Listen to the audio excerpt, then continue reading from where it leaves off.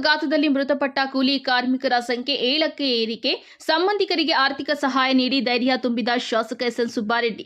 ರಾಷ್ಟ್ರೀಯ ಹೆದ್ದಾರಿ 44 ರಸ್ತೆಯಲ್ಲಿ ನಡೆದ ಭೀಕರ ರಸ್ತೆ ಅಪಘಾತದಲ್ಲಿ ಮೃತಪಟ್ಟ ಕೂಲಿ ಕಾರ್ಮಿಕರ ಮನೆಗಳಿಗೆ ಶಾಸಕ ಎಸ್ಎನ್ ಸುಬ್ಬಾರೆಡ್ಡಿ ಭೇಟಿ ನೀಡಿ ಮೃತಪಟ್ಟ ಕುಟುಂಬದವರಿಗೆ ವೈಯಕ್ತಿಕವಾಗಿ ತಲಾ 25,000 ನೆರವು ನೀಡಿ ಸರ್ಕಾರದಿಂದ 2 ಲಕ್ಷ ಸಹಾಯ ಕೊಡಿಸುವ ಧೈರ್ಯ ತುಂಬಿ ಸಾಂತ್ವನ ಹೇಳಿದ್ದಾರೆ. ಶಾಸಕ ಎಸ್ಎನ್ ಸುಬ್ಬಾರೆಡ್ಡಿ ಅವರು ಪಟ್ಟಣದ ಸಾರ್ವಜನಿಕ ಆಸ್ಪತ್ರೆಯ ರಾಜೆರುವು, ಸದ್ದುಪಲ್ಲಿ ಗ್ರಾಮಗಳಿಗೆ ತೆರಳಿ ಮೃತರ ಕುಟುಂಬದ ಸದಸ್ಯರಿಗೆ ಸಾಂತ್ವನ ತಿಳಿಸಿದ್ದಲ್ಲದೆ ಧೈರ್ಯದ ಮಾತುಗಳನ್ನು ತುಂಬಿದ್ದಾರೆ.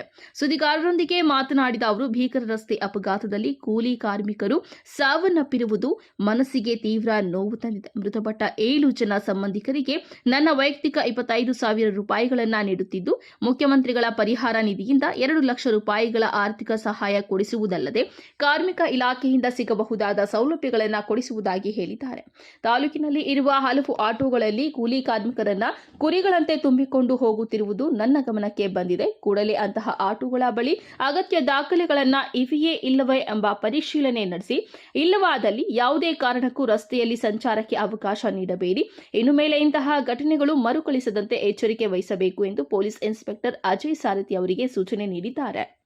ಈ ಸಂದರ್ಭದಲ್ಲಿ ಟಿಎಚ್ಒ ಡಾಕ್ಟರ್ ಸತ್ಯನಾರಾಯಣ ರೆಡ್ಡಿ, ತಾಲೂಕು ಪಂಚಾಯಿತಿ ಮಾಜಿ ಅಧ್ಯಕ್ಷ ಎಸ್ಎಸ್ ರಮೇಶ್ ಬಾಬು, ಕೆಡಿಬಿ ಸದಸ್ಯ ಪಿ ಮಂಜುನಾಥ್ ರೆಡ್ಡಿ, ದರಖಾಸ್ತು ಸಮಿತಿ ಸದಸ್ಯ ಕೆಸಿ ಚಂದ್ರಶೇಖರ್ ರೆಡ್ಡಿ, ಪುರಸಭೆ ಸ್ಥಾಯಿ ಸಮಿತಿ ಮಾಜಿ ಅಧ್ಯಕ್ಷ ಎ ನಂಜುಂಡಪ್ಪ, ಆರೋಗ್ಯ ರಕ್ಷಾ ಸಮಿತಿ ಸದಸ್ಯರಾದಂತಹ ಎಪಿ ಮಧುಸೂದನ ರೆಡ್ಡಿ, ರಾಹುಲ್ ನಾಯ್ಕ, ಶ್ರೀನಿವಾಸ್ ರೆಡ್ಡಿ, ಅಜಯ್ ಜಯಪ್ರಕಾಶ್, ನಾರಾಯಣ್, ಮುಖಂಡರಾದ ಕೃಷ್ಣಪ್ಪ, ಬಾಬು, ಮೂರ್ತಿ, ಬಾಲೆ ನಾಯಕ ಮತ್ತಿತರರು ಇದ್ದರು. ವರದಿ ಗೋಪಾಲರೆಡ್ಡಿ, ನಂದಿ ಟಿವಿ ನ್ಯೂಸ್, ಬಾಗೇಪಲ್ಲಿ.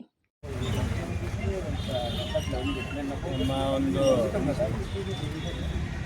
ಬಾಗೇಪಲ್ಲಿ ತಾಲೂಕಿನ ನಮ್ಮ ಹೈವೇನಲ್ಲಿ ಸುಂಕರಮ್ಮ ದೇವಸ್ಥಾನ ಗಂಗೋತ್ರಿ ಪೆಟ್ರೋಲ್ ಬಂಕ್ ಇರೋ ಮುಂಭಾಗದಲ್ಲಿ ಈ ಆಟೋದಲ್ಲ ಪಾಪ ನಮ್ಮ ಕೂಲಿ ಕಾರ್ಮಿಕರು 9 ಜನ ಹೆಣ್ಮಕ್ಳು ತೆಗಿತಾ ಇದ್ರು.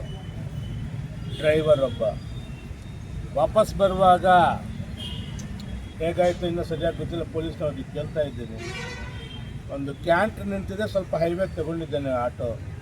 ಆಗ ಟಾರ್ ಗಾಡಿ ಬಂದು ಆಟೋಗೆ ಪಾಪ 5 ಜನ ಸ್ಥಳದಲ್ಲೇ ಮೃತರಾಗಿದ್ದರು. ಈ ಆಸ್ಪತ್ರೆಯಲ್ಲಿ ಒಬ್ಬ 6 ಜನ, ಈಗ ಬೆಂಗಳೂರಲ್ಲಿ ಒಬ್ಬ ಟೋಟಲ್ 7 ಜನ ಮೃತಪಟ್ಟಿದ್ದಾರೆ. ಅವ್ರ ಕುಟುಂಬ ಭಗವಂತ ಧೈರ್ಯ ಕೊಡಲಿ. ಯಾಕಂದರೆ ಪಾಪ ಕುಟುಂಬದಲ್ಲಿ ಬಡವರು, ಕೂಲಿ ಮಾಡುವಂಥ ಜನ, ಅಂಥವ್ರ ಆತ್ಮಕ್ಕೆ ಶಾಂತಿ ಸಿಗಬೇಕು. ಹಾಗೆ ನಾವು ಖಂಡಿತವಾಗ್ಲೂ ನಾವು ನಮ್ಮ ಸರ್ಕಾರ ನನ್ನ ವೈಯಕ್ತಿಕವಾಗಿ ಯಾರು ಡೆತ್ತಾಗಿದ್ದಾಗ ಒಂದು 25,000 ನನ್ನ ವೈಯಕ್ತಿಕವಾಗಿ ಕೊಡ್ತೀನಿ.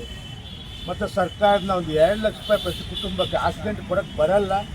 ಅದು ನಾನು CM ಹತ್ರ ಸ್ಪೆಷಲಾಗಿ ರಿಕ್ವೆಸ್ಟ್ ಮಾಡಿ ಒಂದೊಂದು ಕುಟುಂಬಕ್ಕೆ ಒಂದು 2-2 ಲಕ್ಷ ರೂಪಾಯಿ ಮ್ಯಾಕ್ಸಿಮಮ್ ಮಾಡ್ಕೊಂಡು ಬಂದವರು ನನ್ನದೊಂದು ಚಿಕ್ಕ ಸಹಾಯನ ಪಾಪ ಅವ್ರ ಕುಟುಂಬದ ಜೊತೆ ನಿಲ್ಕೊಳ್ಳೋ ಥರ ಮಾಡೋ ಕೆಲಸ ನಾನು ಮಾಡ್ತೀನಪ್ಪ.